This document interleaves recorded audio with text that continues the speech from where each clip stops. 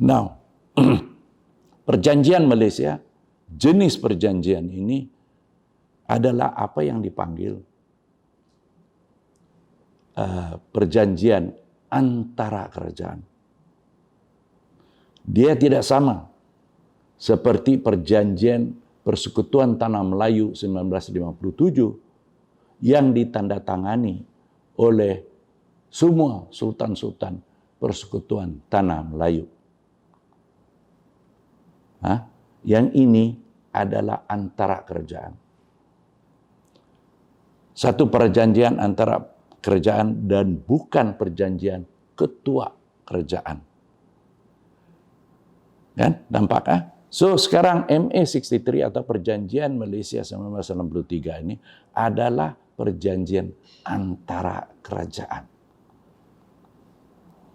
Perjanjian Persekutuan Tanah Melayu 1957 adalah perjanjian ketua kerajaan. Sultan-sultan itu pada masa itu adalah ketua kerajaan.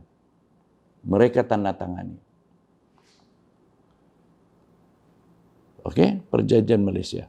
Ini berarti Sabah dan Sarawak adalah rakan setara dengan kerajaan persekutuan. Bukannya dengan negeri-negeri Persekutuan Tanah Melayu. Ada beza. Kita adalah setara dengan kerajaan persekutuan. Bukan dengan negeri-negeri dalam Persekutuan Tanah Melayu seperti Perlis, Kelantan, Terengganu, dan sebagainya. Ya. Pemahaman jenis perjanjian 1963 ini sepatutnya menyelesaikan apa juga salah faham. Bukan ketua kerajaan yang tanda tangani perjanjian tersebut, namun wakil kerajaan. MA63 adalah perjanjian antara bangsa yang sah. Dengan sendirinya menjawab persoalan MA63 tidak sah dari mula lagi. Ada orang mengatakan begitu. Menyelesaikan persoalan rakan setara. Siapa yang sign perjanjian Malaysia? Kerajaan Persekutuan Tanah Melayu, Kerajaan British, Kerajaan Sabah, Kerajaan Sarawak, dan Kerajaan Singapura. Itu yang tanda tangani. Jadi kita adalah rakan setara dengan kerajaan persekutuan. Dan kita tidak sepatutnya lalai dengan persoalan ini. Kita sepatutnya mempersoalkan isu-isu penting seperti pelanggaran perjanjian Malaysia 1963. Antara kerajaan, laporan antara kerajaan. Dan perjanjian Malaysia hendaklah dibaca selari. Dan bukan hanya satu-satu dibaca. Pasal 22 ini ditandatangani seperti juga tanda tangani Malaysia Agreement atau perjanjian Malaysia ditandatangani dalam laporan antara kerajaan. Basically dia punya tanda tangan adalah sama. Now, kenapa IGC atau laporan antara kerajaan ini adalah sama dengan perjanjian Malaysia? Kalau kita lihat tanda tangan yang dibuat itu adalah dibuat di antara kerajaan. Kerajaan British, Kerajaan Persekutuan Tanah Melayu, Kerajaan Borneo Utara, dan Kerajaan Sarawak. Singapura tidak termasuk di dalam IGC report ini ya. So, laporan jawatan kuasa antara kerajaan juga satu perjanjian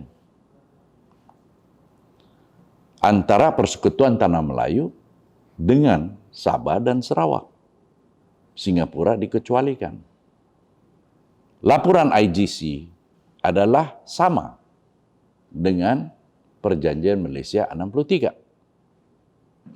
Dia juga seperti perjanjian Malaysia 63 adalah dipanggil perjanjian antara kerajaan. Begitu juga dengan laporan IGC adalah perjanjian antara kerajaan. Now, IGC menghadkan jadual 9 di dalam perlembagaan persekutuan. Dalam perlembagaan persekutuan.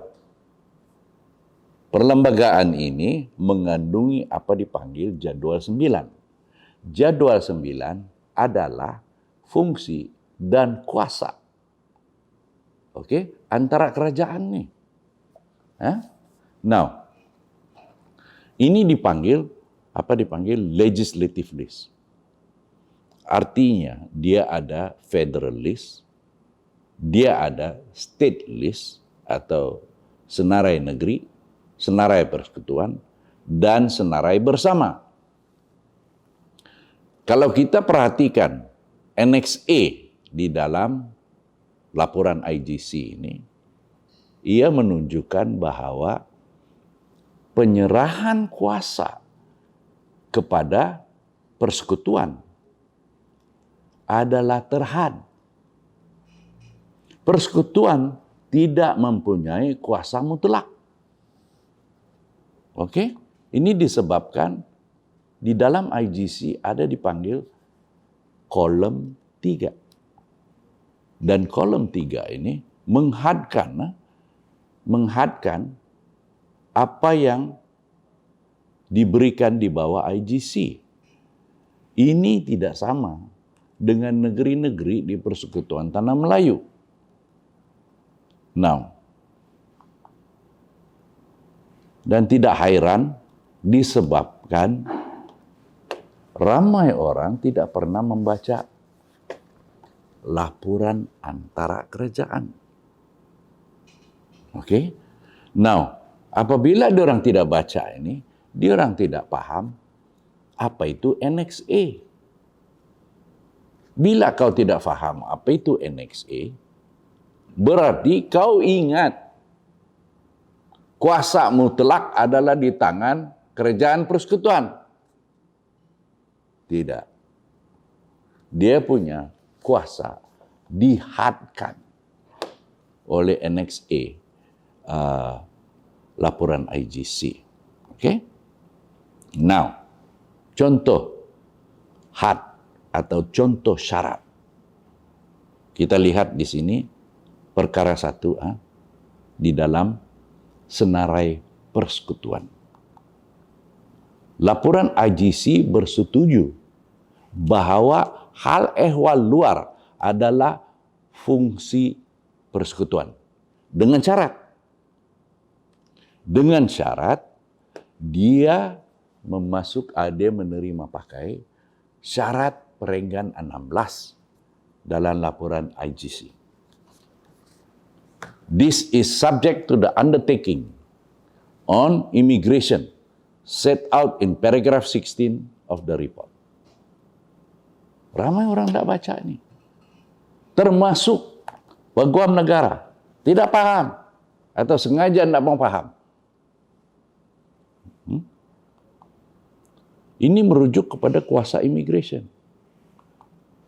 Syarat ini dipenuhi melalui pindaan ke atas Akta Immigration 59/63 yang mana diambil daripada lampiran I di dalam Perjanjian Malaysia. Sekiranya ini berubah,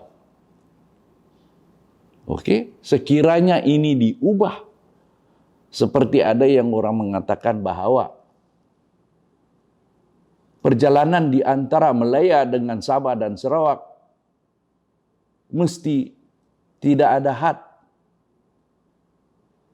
Ini perjanjian.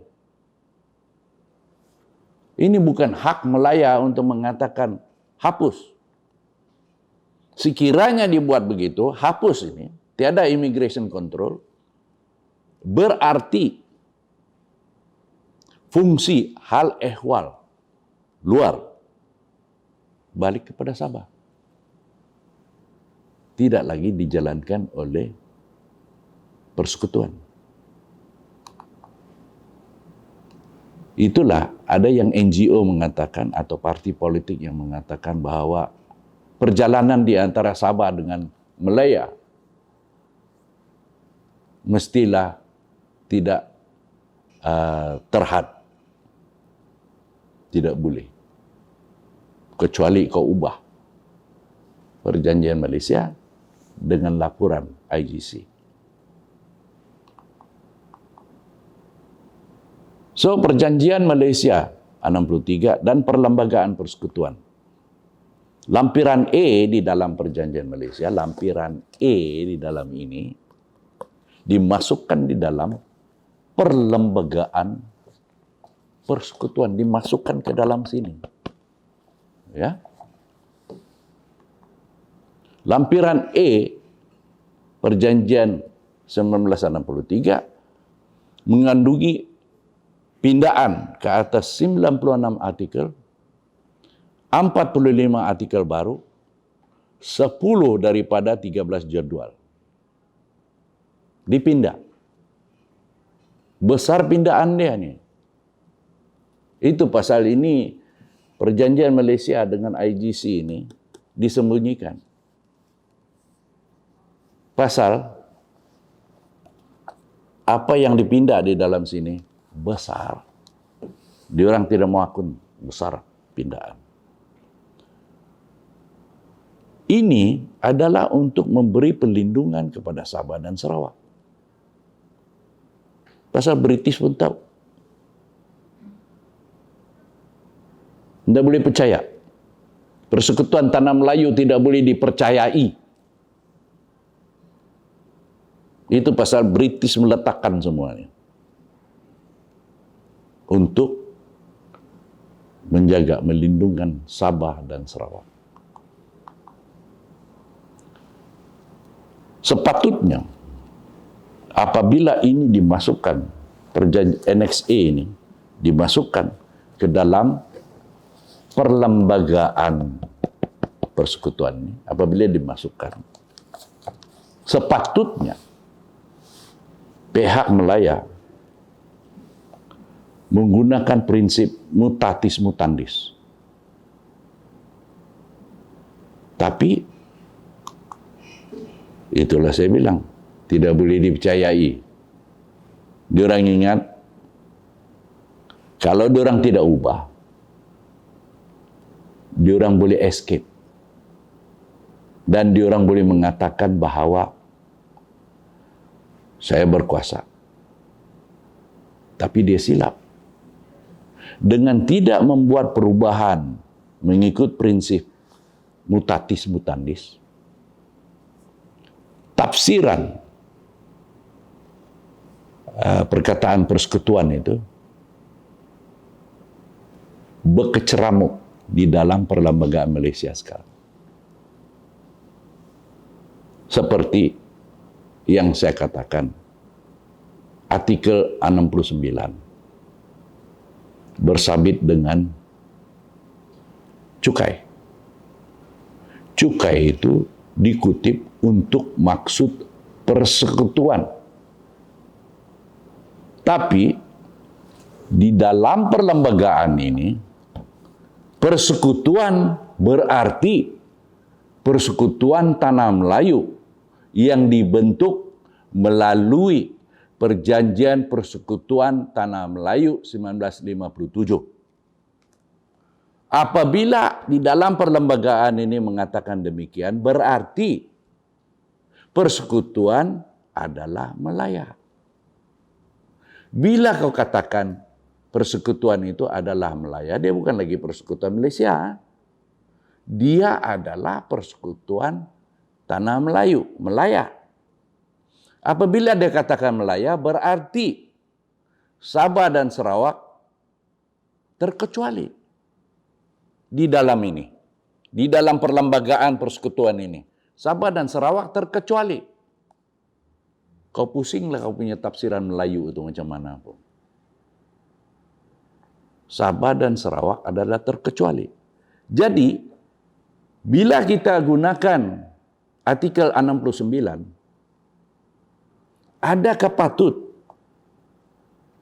persekutuan kutip cukai daripada Sabah dan Sarawak. Atau kutipan yang dibuat selama ini adalah salah. Nah, macam mana kau resolve tuh? Berapa puluh tahun? Dari 1963 kau kutip cukai. So, bila tiada perubahan dibuat di dalam tafsiran apa dia persekutuan, inilah yang terjadi.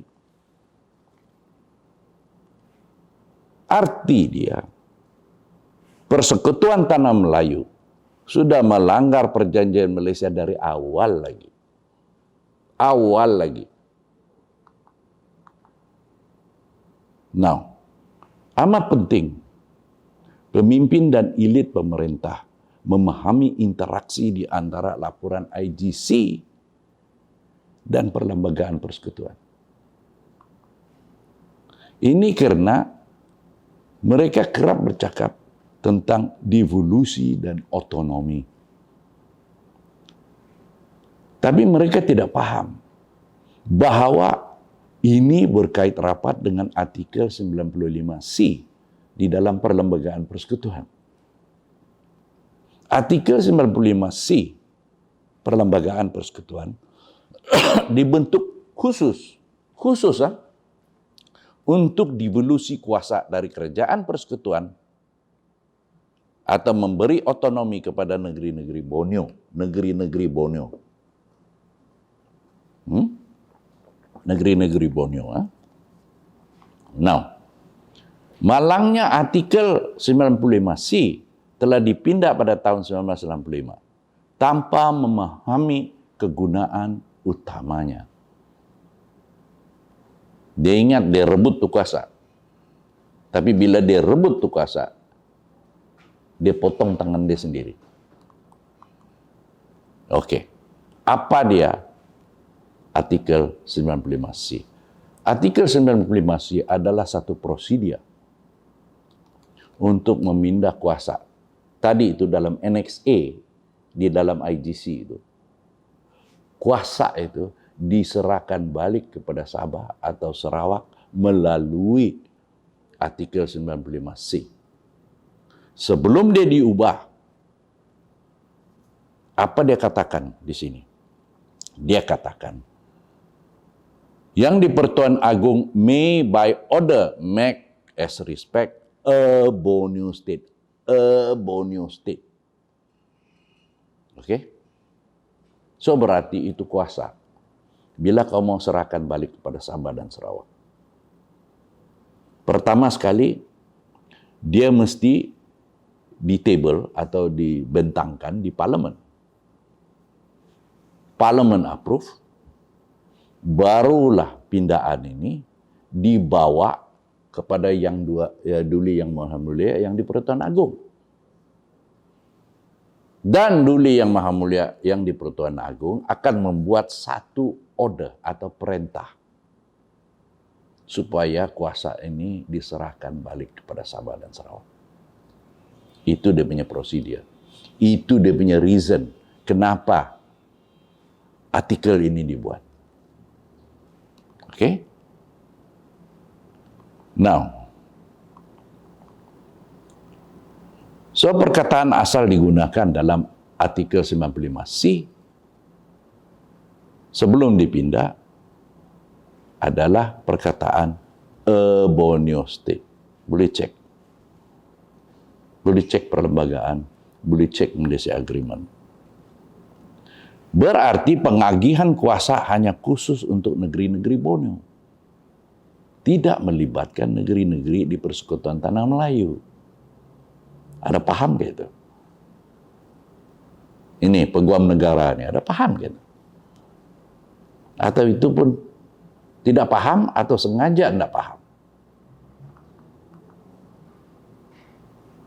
Dia diubah tahun 1965. Di mana dia meletakkan any state. Any state.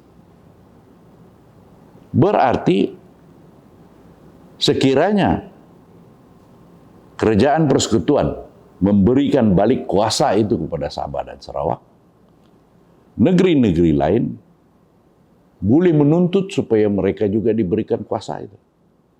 Saya ambil contoh. Kuasa pelajaran, kuasa kesehatan. Perlis pun boleh minta.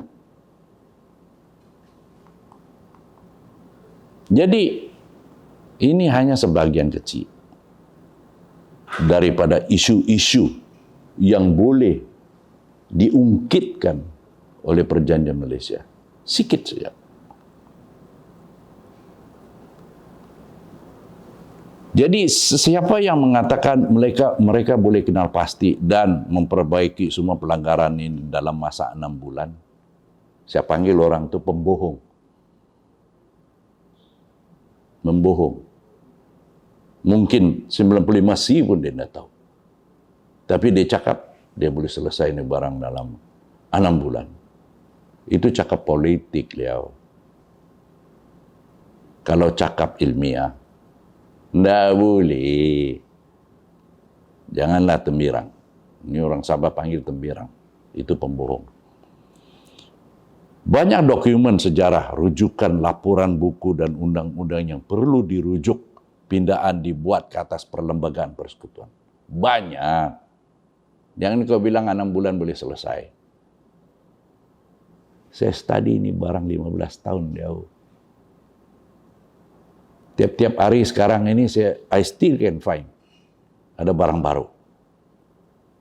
Siapa kau mau cakap ini 6 bulan boleh selesai? Pasal permulaan kau punya nama itu ada doktor.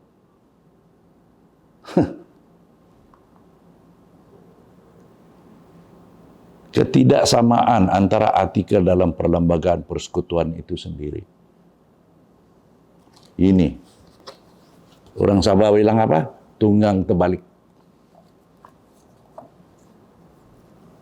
Nah. Rujukan pula, kau bukan boleh pergi kedai buku saya beli. Kau kena cari, kau kena baca. A.J. Stockwell kau kena baca. 800 muka surat. Malaysia Agreement 235 muka surat. Kau ingat kau 20 tahun lagi kah? Sekarang berumur begini, kau ingat boleh baca ini? Baru kau baca 10 page, sudah tidur. Now, sebahagian daripada rujukan. Tengok berapa ramai orang yang ada rujukan ini. Kabul Commission Report, Intergovernment Report, Malaysia Agreement 63, Malaysia Act 1963 Chapter 35, Malaysia Act 63 26/63, the Federal Constitution, the Sabah and Sarawak Constitution, Hansard from Malaya to Malaysia Parliament.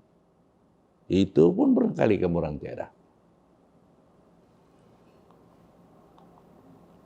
Hansard, Sabah Sarawak punya Legislative Assembly. Hansard daripada House of Commons and House of Lords. Correspondent letters and telegram from Sabah, Sarawak, Singapore and the Federation of Malaya and London. British document on the end of empire. And the various series and various volume. Ada 32 buku. Bukan A.J. Stockwell saja. Banyak. Pemahaman mendalam mengenai MS-63 memerlukan dedikasi, semangat, dan pengorbanan. Jika tidak,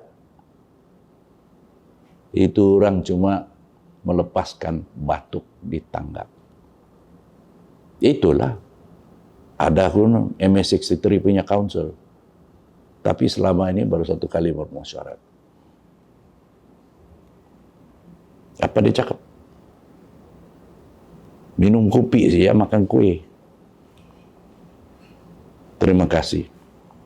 Tapi jangan lupa baca juga rujukan ini.